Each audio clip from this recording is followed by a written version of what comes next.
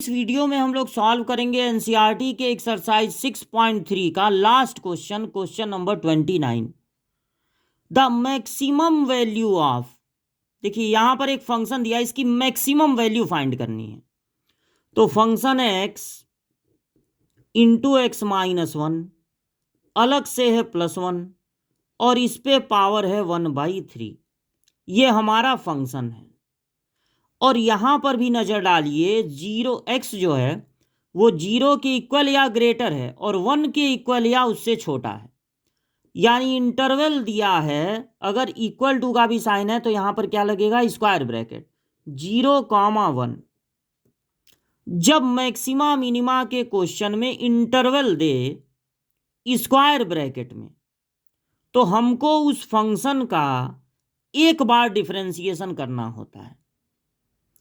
तो ये जो फंक्शन है उसमें पहले ये ब्रैकेट ओपन कर लीजिए, तो x² माइनस एक्स प्लस 1 पे होल पावर है 1/3। जब इसका आप डिफरेंशिएशन करेंगे तो पहले तो लगेगा पावर से इंटू और पावर एक कम, तो 1/3 में 1 माइनस करेंगे तो आएगा -2/3। पावर से इंटू पावर एक कम हो गया, पावर को छुपा लेंगे। अब जो दिख रहा है उसके डिफरेंशिएशन से फिर मल्टीप्लाई कर देंगे, तो 1/3 इसको आप लिख सकते हैं, अगर पावर को पॉजिटिव बनाना है, x² माइनस एक्स प्लस 1 पे पावर 2/3 और इसका डिफरेंशिएशन होगा 2x, पावर से इंटू पावर एक कम। सिर्फ x का डिफरेंशिएशन होता है 1 और कांस्टेंट का डिफरेंशिएशन होता है 0। तो जब इंटरवल स्क्वायर ब्रैकेट में हो तो हम लोग एक बार डिफरेंशिएशन करते हैं और तब पता लगाते हैं क्रिटिकल पॉइंट। अब ये क्रिटिकल पॉइंट क्या होता है, जब आप किसी फंक्शन का ग्राफ प्लॉट करते हैं तो अगर ऊपर उठता हुआ ग्राफ किसी पॉइंट पर आके अचानक नीचे आने लगे, ऊपर उठता हुआ ग्राफ नीचे, या नीचे गिरता हुआ ग्राफ ऊपर उठने लगे, तो उस पॉइंट को कहते हैं क्रिटिकल पॉइंट। क्रिटिकल पॉइंट पे फंक्शन मैक्सिमम भी हो सकता है और मिनिमम भी। तो क्रिटिकल पॉइंट कैसे निकलता है, क्रिटिकल पॉइंट पे अगर फंक्शन का टेंजेंट, ग्राफ का टेंजेंट ड्रॉ किया जाए क्रिटिकल पॉइंट पे, तो वो टेंजेंट होता है एक्स एक्सिस के पैरेलल। इसलिए क्रिटिकल पॉइंट पे फंक्शन का डिफरेंशिएशन हो जाता है 0। तो क्रिटिकल पॉइंट के लिए फंक्शन के डिफरेंशिएशन को कर देते हैं 0। जब इसको 0 करेंगे तो ऊपर क्या है 2x माइनस 1 और नीचे क्या है 3 into x² minus x plus 1 पे पावर 2/3। ये उधर जाएगा, 0 में मल्टीप्लाई होके 0 हो जाएगा। 2x इक्वल टू आएगा 1, तो x की वैल्यू आएगी 1/2। तो x की वैल्यू आई 1/2।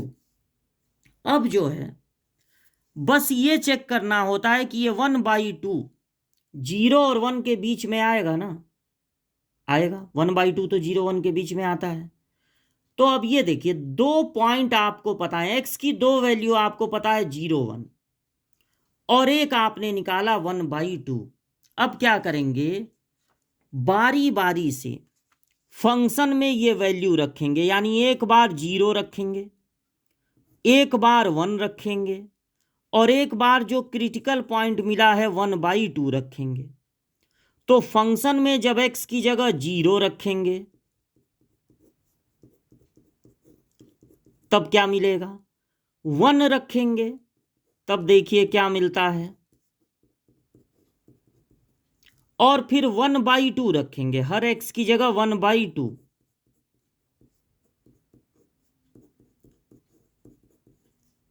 तो इन्हीं में से जो सबसे बड़ी वैल्यू होगी वो हो जाएगी मैक्सिमम वैल्यू।